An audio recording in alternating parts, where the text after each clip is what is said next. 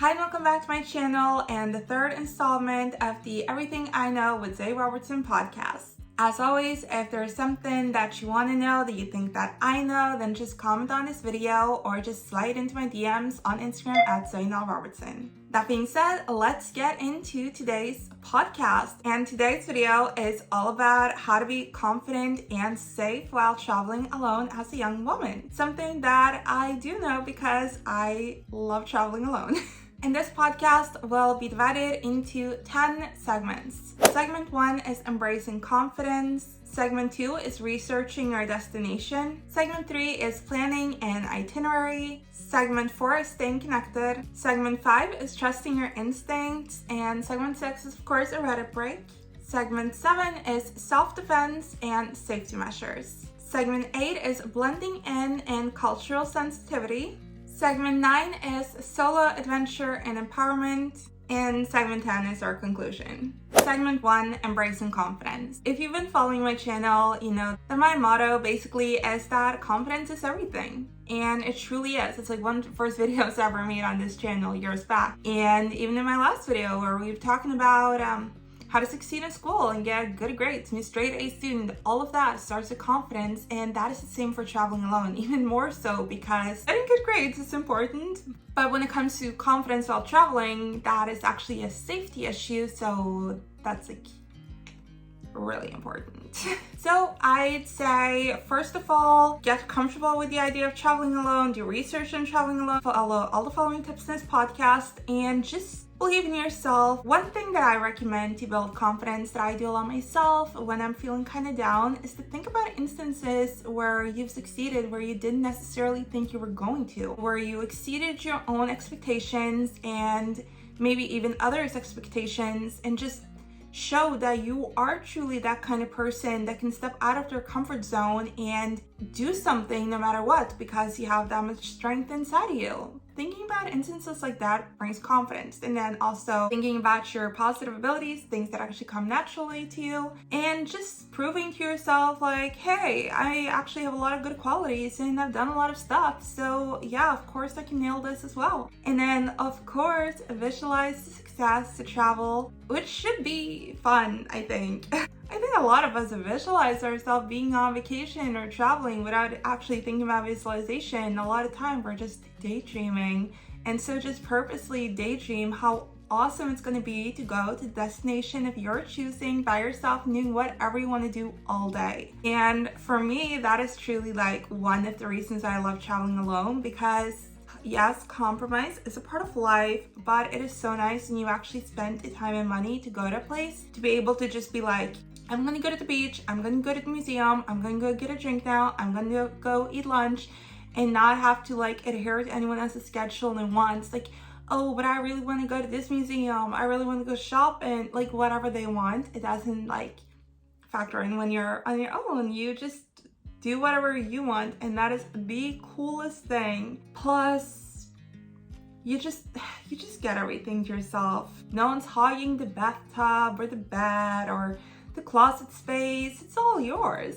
So visualize that, and visualize, you know, getting to the airport in time, being cool, calm, collected on the plane, and just everything going smoothly. Also, although this is your trip and you can do absolutely whatever you want to do, this is just a practical tip from me that has worked for me, is to go somewhere that you've either been before or where you know the language. That is what I have done. I think every time I've traveled alone, actually, I've gone to somewhere I've been before. That just makes it all simpler because you already are somewhat familiar with the vibe of the place you're going and the culture and where things are. Maybe have a couple of favorite spots, and you just won't feel so lost and so much like a fish out of water. Or if you go somewhere where you speak the language, it's also kind of fun because you can get around more. And I think we expect everyone to speak English, but it's just not the case. Like younger generations in Europe and stuff, I don't know about everywhere else, but at least in Europe, definitely do speak English.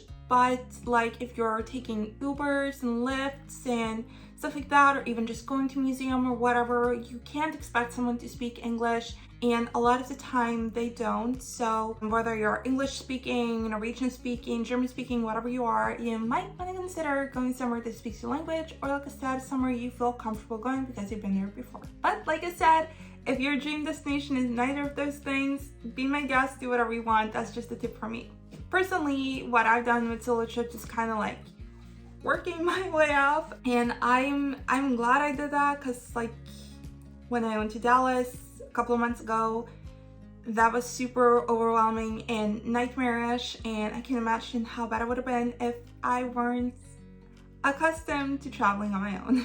Segment 2 is researching your destination, and even if you go somewhere you've been before, I think this is very important to do because you are going to have to rely more on yourself, and it is kind of more important to stay out of trouble when you're on your own. Oh, also, I didn't write this in my notes, but I'm gonna go ahead and first of all say that like find out where your embassy is and get their contact information like right away, because if something happens, you should call your embassy. Not to scare you, that's just a tip, you know, and also obviously find out all the emergency numbers of the country as well. Also, at least if you're in the European Union or the EUS and you're traveling to another country that is, then get a HealthFo card so that you can get healthcare sort of in the same way as if you were in your own country.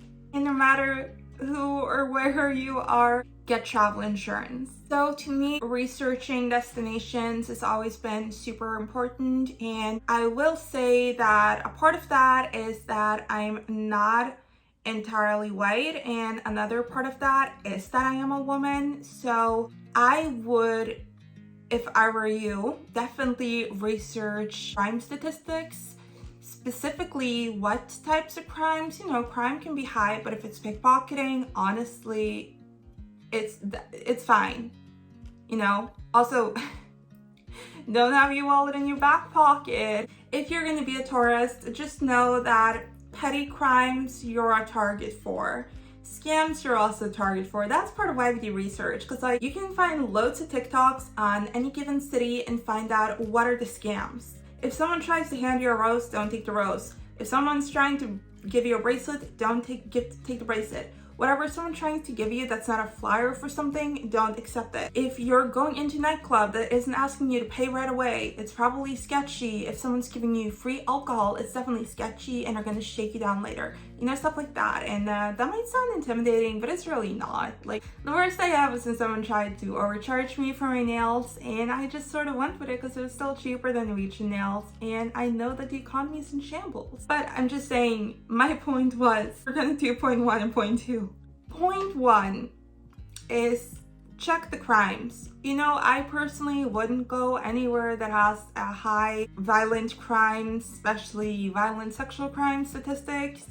Not worth it to me. I would also check the politics. Me personally, I wouldn't go anywhere where women have a hard time, and I wouldn't go anywhere where gays have a hard time either, because I personally would not want to leave money in a country where that money is going to go to homophobic politicians. But that is a personal preference. But if you're watching this, I assume you're a woman, and so going to somewhere where women are being treated poorly is not only what I would consider kind of unethical, which is my personal opinion, but I would also consider it a threat to my own safety. You know, like the police probably won't cooperate with you and stuff if you get assaulted. Secondly, petty crimes. Listen, if there's a high petty crimes thing, pickpocketing and stuff in the city you want to visit, that's pretty normal. And I'd say getting robbed in that way, you know, without a weapon and stuff, just sneakily, is pretty avoidable. And I know that a lot of like people from my country, from Norway, get robbed, and that is because they're pretty naive. So I would say wear a purse, wear it like this, wear it like a seat belt, you know, crossover, have a zipper on it, don't have anything without a zipper. Bring several forms of payment. I say at least 3 bank cards and credit cards and have at least one of them in your suitcase at the hotel just in case something happens. But try to avoid that. Just, if you were a pickpocketer, would you go after someone with a crossed purse, or would you go after some idiot with their wallet in their back pocket? Don't be an idiot. Be a hard target and you probably won't be targeted. I would also do research on the police, if the police are reliable or whatever. Like, personally, I wouldn't go to the police in, well, I'm not gonna say the country.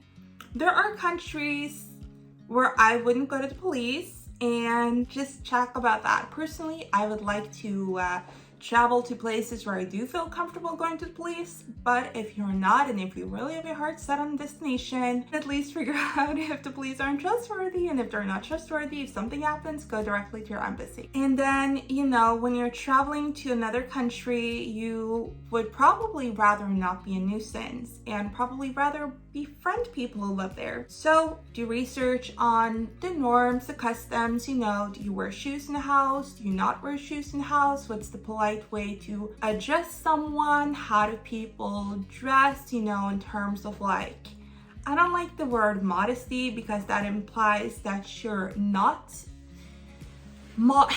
because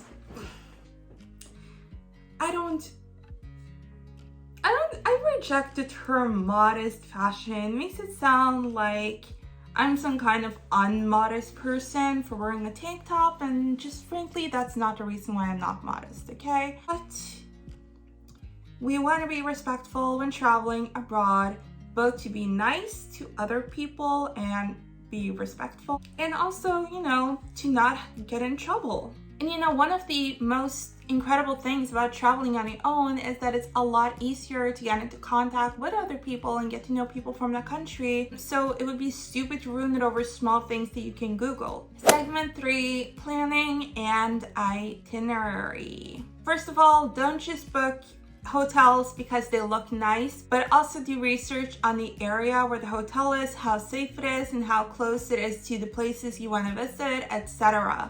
Like, don't be duped by like, oh my god, this looks so beautiful and it's so inexpensive. Why is it inexpensive? Probably in a bad area. So research that, like, see how the city is divided and then read up on the different areas. In advance, also probably look at that transporting system.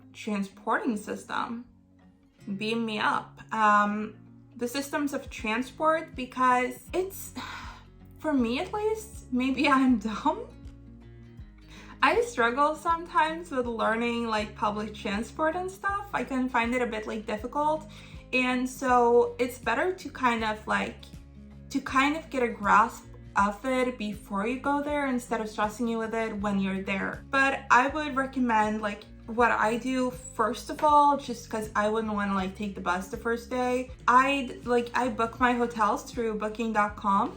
And then I either book transport through booking.com or I book in Uber or Lyft. And that's like depending on the price, because it's the same thing. So do price comparison, find out the price of Uber and Lyft. Usually Lyft is cheaper. No, not Lyft. Bolt. Bolt is the cheapest actually. And Bolt is pretty cool. And also obviously figure out safety and stuff. But honestly, I feel like for the most part, those like driving apps are safer than cabs because they do background checks, and cabs in strange countries I wouldn't take because I just don't know which cabs are official or not, and there are a lot of fake cabs. And it would suck to land in a country, want to go to the airport and get like robbed by gunpoint instead. So I'd rather just take an Uber or do it through booking.com. Sounds very dramatic, but it's a real thing. Like, unless you're from a country, I don't know how to verify which cabs are real. And even when cabs are real, like I do taxis in my hometown. I do not do taxis in Oslo, and Oslo is Norway still. And not because they're fake, but because the real ones scam you. Like, am I getting robbed? Technically no, but I do feel like I'm getting robbed because I'm going to charge like 5 times the price because they'll like drive the wrong ways and stuff. They suck. I remember I had 2 terrible Oslo taxi experiences back to back within 24 hours. and you just have to pay because you're afraid something will happen, right? So unless I really know cab thing, I'm not doing it. And figure out stuff you want to do before you go there, because unless you'll be meandering around, but definitely leave room and for flexibility. I wouldn't book a lot. I like to book a couple of spot things, but I wouldn't like book tours and stuff. And I do think that tours seem very boring. I've never done them.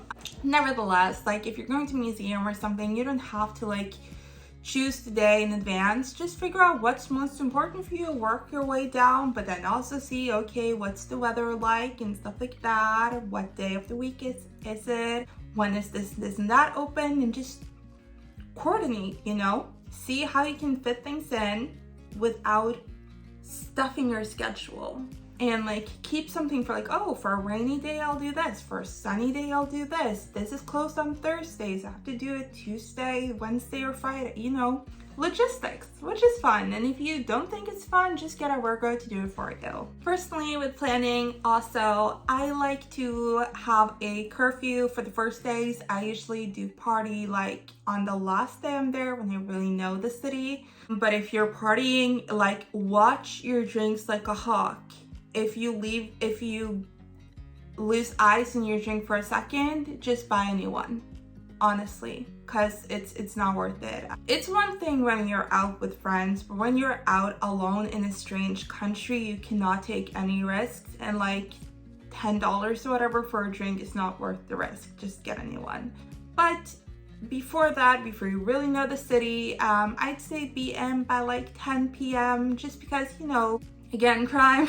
It sounds like I'm crime obsessed, but really to have fun on a vacation, you do need to be safe. And so I just think that like wandering around the city at like 11 p.m. is pointless, and it will just make you get up later the next day. And it's a lot better to be out at 7 a.m. than to, you know, walk around till like midnight and then not get out again until 11 a.m. You're just wasting the good hours. And usually in any city or suburb or whatever, the crime rises at night. That's why Batman is a nocturnal animal. And just be aware of your surroundings, obviously. Segment 4, staying connected. And I don't mean vlogging and sharing Instagram stories, although go off. I mean, have on your location, update your family and friends. If you go on dates, then if they're driving, take a picture of the license plate and share with your friends. If not, then like get a screen of like their Instagram story, their like Instagram profile, their LinkedIn, whatever. And no matter what you do, like if you share their number, their license plate, or whatever you do, you have to tell them. Like it's great if you give everyone the information to solve the mystery of whatever happened to you, but it's a lot better if it doesn't happen because the person has been warned, like, hey, just so you know, my sister knows all of your information. She knows that I'm with you right now, and yeah, let's have an awesome time, but I just really want you to know that. And if they are a good upstanding member of society, they'll be like, oh yeah, that makes sense. Obviously you're a woman in a strange country, you want to stay safe. And if they're an asshole, they'll be like, oh, that's invasion of privacy, and then leave. Yeah, that's a good test as well. And you know, I always give my mom the information of my flights and the hotel I'm staying at, and if I switch hotels, I have to give her that information as well. And that's also just good to, that like someone has that, you know? And if you're hanging out with people, even if they aren't your date or whatever, it's also good to have their name given to someone or their profile or whatever. Just whatever information you can give to a trusted person to maximize your safety, do that. Like also, like I'm like, I don't necessarily tell my mom which restaurant I'm going to or which museum or whatever, but might be a good idea. But also, if you have on location, you know, it's fine. Besides, it also depends on how big of a city you're in. Maybe you should update on the area. I like smaller cities, and I don't vibe with the gigantic cities. So for me, I'm like, yeah, Prague is Prague, you know. But if you're in London, then the area actually does matter.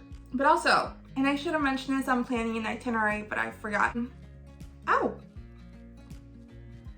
I'm an idiot. Check Google reviews on everything. On nightclubs, on restaurants, on hotels, not just booking reviews, Google reviews, on spas, on everything, so you don't waste your time. Don't just look at the stars, look at the reviews.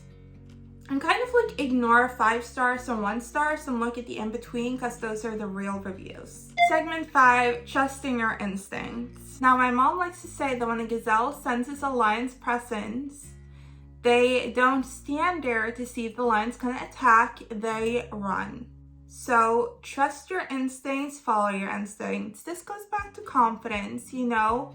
Believe that within you is a gut feeling, and this gut feeling is there to keep you safe and happy, and it's a part of you and your intelligent being and yourself, and trust that for all it's worth, because it is real. And whether you believe that that is God or the universe or a series of natural scientific instincts, no matter which belief you're of, all of them tell you that your gut feeling is right.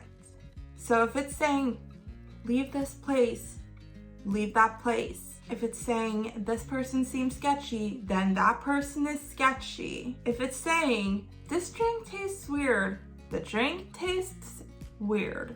You know what? If it's saying, I feel like I need a massage, you probably need a massage, go to the spa. And because of this instinct, one thing I think is also very important is to always have enough money to be able to switch hotels or get an early flight home. I've seen a situation like this actually where I had to get an early flight home, and it did suck financially and kind of emotionally, but I also know that it was the right decision, and in the end it made me feel better. And I was super glad to have the finances to be able to do that. And so I think that in your budget should also be a pretty nice cushion, and that can be like a credit card even, but that you can use if you're in an emergency situation where the hotel feels wrong, or if you're just kind of freaking out or having a bad experience or something is going on in that country and you just need to get on the flight home. And just in general, be aware. You know, it doesn't have to be any more dramatic than that. It's like the same as when you're at home, but you're at a club or in a sort of unfamiliar situation, or if you're going to a bigger city in your country, you know, just take in your surroundings with all 5 of your senses. And have fun. It's not like we're thinking about danger all the time. It's like when you're driving, you're not like, you're mostly like looking at the road, and let's say the road is fine, you're looking at the road, but you also have to look in the side mirrors, right? That's us just paying attention. It's just looking in the side mirrors, seeing that everything is going well, and we're not glued to the side mirrors, we're not stressed because of side mirrors. It's just something we gotta do, and that's the same as paying attention while traveling alone. And now to our favorite part, a Reddit break. And this one is triggering me a little, so be warned. A fun thing about this one though is that it's like from a magazine. This magazine called Motherly, so I guess like a magazine for moms, actually like shared this Reddit story. And they said, woman goes on solo vacation after her husband dropped the ball on trip planning. That does sound like, yeah. Okay, he's blowing up my phone, saying that I am an asshole for still going without him. I already feel like she's not gonna be the asshole, but let's see. I'm obviously gonna link the article. So this is interesting because we're reading a Reddit story, but through an article, so it's a little bit better written and stuff, so that's nice. There likely is no woman out there who wouldn't relish the thought of a solo vacation, true. However, when it comes to this woman's Reddit post, sometimes there's more to the story than simply enjoying some alone time away from home. Okay. She begins the post by stating that she and her husband both agreed they wanted to visit New Orleans this fall, and they also agreed that they would begin planning logistics together. Now, I want to go to New Orleans. And not just because of the frog and the princess or whatever, but it seems like a cool city. Back in March, I told him I would plan most of it, where to go and what to do. All he had to do was make sure he had the week off and buy the plane tickets, she writes. I spent the last few months researching what to do. I booked a hotel room, made reservations at the places we wanted to try, and made a list of all the sites we wanted to see. She said she checked in with her husband every few weeks since March to see when he was planning to buy their plane tickets. Every time she would ask him, she says he'd tell her he was waiting for prices to go down. 3 weeks ago, I reminded him again, and he said he got off work for the day, but had forgotten to get the tickets. She continues. He looked online and the tickets were close to $1,500 per ticket. He said he was going to wait some more to see if they would go down. Right up until last week, she continued to ask if he'd purchased the tickets. He had not. We looked again and the prices were still high. He said he wasn't willing to spend that much on them and asked how much money I would lose if I just canceled everything instead. He offered to have a nice staycation instead. Divorce? The problem is neither of them had agreed to take a staycation. The OP original poster, I think we all knew that, had spent months planning the itinerary and hotel accommodation for the trip, and she really wanted to go on, a trip her husband agreed to go on and also helped plan. Oh my god, this is enraging. I told him I was not willing to cancel everything because I spent so much time planning it, she explains. We argued and we didn't come to a conclusion. I wound up buying just one ticket for myself, and when I flew out Saturday, I told him I was still going, and he acted all surprised that I didn't want to stay home with him. I am in New Orleans now, and he's blowing up my phone saying that I'm an asshole for going on vacation without him. The responses to her story were mostly in her favor, with a few Redditors chiming in to say they were both wrong. Some even shared their own stories about how taking separate vacations from their spouses have strengthened their marriage. This is one of those situations where multiple things can be true at the same time. Yes, he dropped the ball and procrastinated on something very important that he'd already agreed to do, and she held up her end of the bargain, but went on a solo vacation that was very different from the couple's trip they initially planned. He didn't care. What do you think? Is he wrong? Is she? Either way, she's probably enjoying a delicious beignet and some jazz music along the Mississippi River, and he's at home angry. In my opinion, he sounds like an asshole who got what he deserved, although I feel like he also deserves a divorce because that is 100% out of line, and he is so lucky that she hasn't broken up with him. I did say this is triggering for me, and it's because the last time I went on a trip with someone was like the worst trip I've been on in my entire life, which I felt so guilty about being mad about because the person did pay for the trip. But have you ever been with someone who's a control freak but who is bad at taking control? That sounds ridiculous, right? But basically, my last ex gave me a trip for my birthday to a city that I didn't really enjoy at all, and the trip was horrible, and I kept saying like, oh, let's plan what to do and stuff before we go there, and he was like, no, I'm gonna plan everything, like don't do anything, don't make any plans, don't look into the city, like I'm gonna plan the whole thing. And I was like, okay, cool. Although for me, one of the most important things, or one of the most fun things, is planning a vacation because, you know, I like planning things. But he was like, no. And we came there. The hotel was, I didn't even have words for the hotel, and even if I did, I feel like you couldn't say them on YouTube, you know. Let's just say you wouldn't want to share it on your Instagram. I was traumatized immediately when we got there, which was in the middle of night also, so he'd obviously bought cheap plane tickets. Nothing was planned at all, so we ended up just meandering, and it was idiotic. And in conclusion, I would have much rather paid for it myself, went by myself, gone to a different city, and have an itinerary. And this woman going by herself, I applaud, because the husband didn't care. If he did care, he would have bought the tickets. If you're not willing to spend the money on the tickets or whatever, then buy.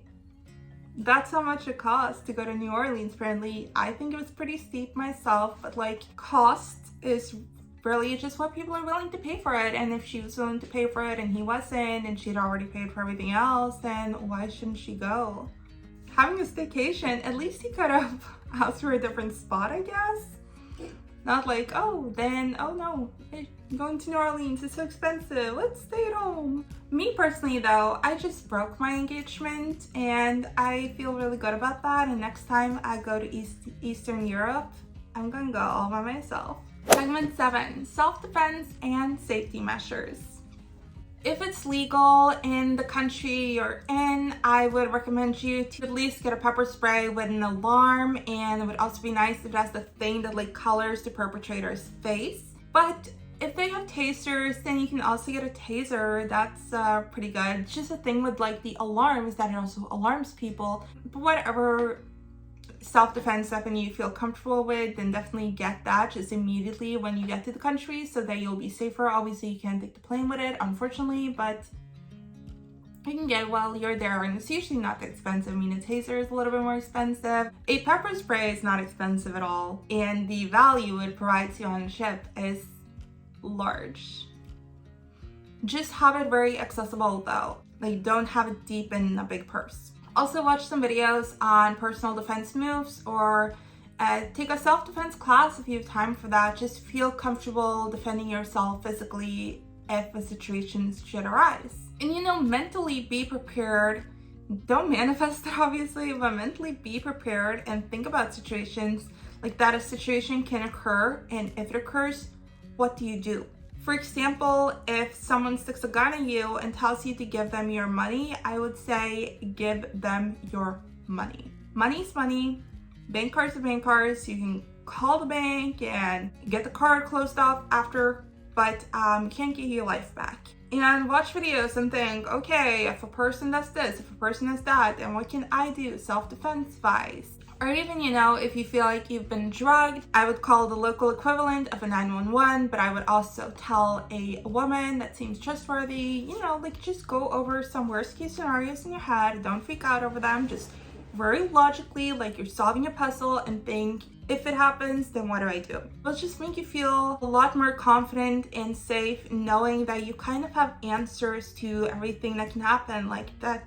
No matter what happens, you're prepared in a way. Also very important, I know there's been a lot of debate around this, but I think that the common consensus, and definitely what I've been taught and do believe in, is to carry your passport around with you. I would not leave my passport at a hotel, and like, can you be robbed of your purse? Technically, but there's a much higher risk of you being robbed in your hotel room. And also, you might need your passport.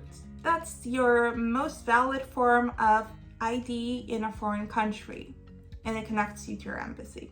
Something that I've been working on being in larger cities, don't make too much eye contact, and that can be difficult. Like, I usually, when I'm in my hometown and stuff, even though it's not necessarily the custom here, but I guess because of my American background, I usually look people in the eye and smile to them and kind of hope that gives them a little bit of a better day. It makes me sound dumb saying that, but it's true. But when you're in big cities, and especially when you're in a foreign country where you don't really like know the customs, don't really limit eye contact. You know, the truth is that if you make eye contact with especially with a man, there's a big chance they think you're flirting with them, and they'll sort of use that as an excuse to start talking to you and stuff. And that's the last thing you want, unless they are attractive and you actually want to talk to them. If you're actually flirting, go ahead, flirt, but if you're just being nice, then be less nice or put on sunglasses. You know, like in that one Bring It On movie where she makes eye contact with the girl and she's like, oh, I'm gonna beat her up, and they're like,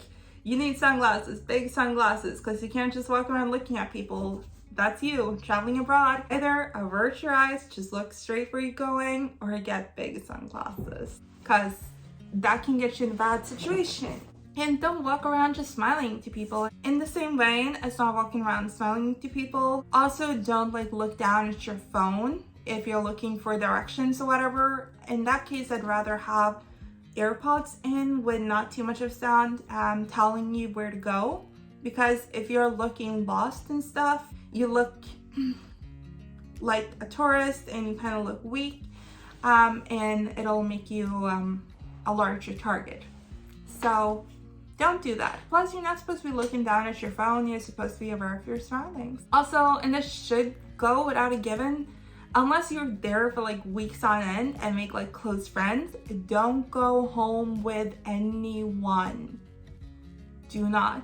Like, for all the times I've traveled alone and made friends and gone on dates, I have not gone home with anyone, and neither should you. If you are hanging out in a home setting, I would honestly rather invite them to your hotel, because there are going to be cameras and stuff, and people know where your hotel is. No one knows. Like, you can't just go home to someone. If you do, you're dumb. Segment 8, blending in cultural sensitivity. Like I said, this comes down to research. What can you wear? What can't you wear? Especially like if you're going to churches and stuff like that. Local customs. You don't want to draw too much attention to yourself, but you also don't want to be disrespectful, and you also want to be able to make friends. But then also, like I said, like not everyone speaks English and stuff, and also just to be polite, I would recommend to learn not only about the culture, but learn a little bit of the basics of the language. And even though Duolingo is amazing for learning a language, to me, it's a bit text-based. So if you're just going on a short vacation, I would focus my attention on Mondly, which is more of like a talking app, which teaches you basics. They're in different groups, like checking into a hotel is one, traveling is one, dates is one. Like, it has very relevant things. And so going on there, doing whatever's relevant for you, and especially starting with the hello segments, you can learn like, hello, how are you, nice to meet you, and the phrases like that. That'll make people like you a lot more, respect you more, and be like, okay, this isn't just some annoying foreigner, this is a person who actually respects our country. Segment 9, solo adventures and empowerment. For me personally, traveling on my own has been something that has not only made me happy and sort of lifted my spirits, and something I've done when like I'm feeling a little bit low or whatever, but it's something that is giving me a lot more confidence in myself and just my abilities to navigate situations. I wasn't particularly nervous about like being in a new city by myself or anything like that, because I do enjoy being on my own, but I'm a little bit scatterbrained. So what I was the most nervous about my first times traveling alone, even when I was just flying by myself to visit a friend in Norway, was the airport situation. I was like, how do I check in? How do I check my suitcase in? How am I gonna navigate this airport? How am I gonna hold on to my plane ticket? Was a big one for me. Paper tickets, luckily a lot of them now are apps, which I love. I'm the type of person that if I go to the movies with someone, I'm like, hey, can you hold on to the tickets? Because I feel like I'm just gonna like accidentally throw them in a trash can. I know, ADHD. But that was terrifying to me, honestly. And now I feel like if I'm going to airports I've been to before, new airports, still a bit scary, but if I'm going to airports I've been to, I'm like, oh, this is like taking a train. It's nothing. It's actually pretty chill. And like, I was also a little bit worried about sitting next to a stranger on the plane, but I realized I'm just like, whatever, I'll just read or sleep, and sometimes even chat, and it's nice, but you don't have to. It's actually pretty okay. And like, after traveling on my own for a while, now I'm at a point where I've traveled with my dog, and that's a lot. That's a lot more paperwork than traveling as a human. And like, last time we were on the plane for like, what, 14 hours? That's a long time to be sitting with strangers and your dog. But I kind of made friends, you know? And that's what's cool about traveling. Like, whether you're afraid to like speak a foreign language, or meet new people, or go out to dinner by yourself, or whatever you're afraid of, once you like tackle that, like I did with airports on my own, you feel so proud of yourself, and you just know even more that like, hey, no matter what happens, I'm okay, I can trust myself, I'm reliable, like I'm kind of like here for myself, you know, and I don't really need anyone, and like you can actually do anything you want. And so pushing yourself out of your comfort zone like that, and in a way where it's not just like, oh, I'm gonna do something awful, but like you're actually doing something that's 99% good but has that 1% of scary parts, just makes you feel strong or like empowered, you know? And that's what I'd say to anyone, like travel on your own, because traveling on your own just isn't just like super fun, but you also, it's a type of vacation where you come out of it better and just believing in yourself even more. Segment 10, conclusion. Be aware of your surroundings, be prepared for things, but also be prepared to have fun. Pack your favorite dresses, play dress up every day, do your makeup, do your hair, have fun with it, do little videos, post things in your Instagram stories, get an extra drink, spend as much time as you want in the hot tub or at the spa, do whatever you want because it's your vacation, and know that even though you're doing so much self-care and just getting pedicures, manicures and whatever, you're also working on yourself and building yourself up. Even when you're shopping, you're building yourself up, and that is awesome. And that's the coolest part about traveling on your own, that everything you're doing is for you to have a good time, but it's also making you a stronger and better person and more self-reliant. And also more cultural, you know, especially if you're going to another country, you're actually getting to know a different culture. And even if you've been there before, you're getting to know that culture better and in a different way because you're there on your own and actually talking more to people, and especially talking a little bit of the language. Yeah, just have fun with it. That being said, I really hope you enjoyed today's episode. If you have any ideas for future episodes or any questions or any tips that you want me to share, then like I said, you can leave a comment or you can slide into my DMs on Instagram at Zainal Robertson, and I'll see you next time with an episode on how to stop being a people pleaser. Take care.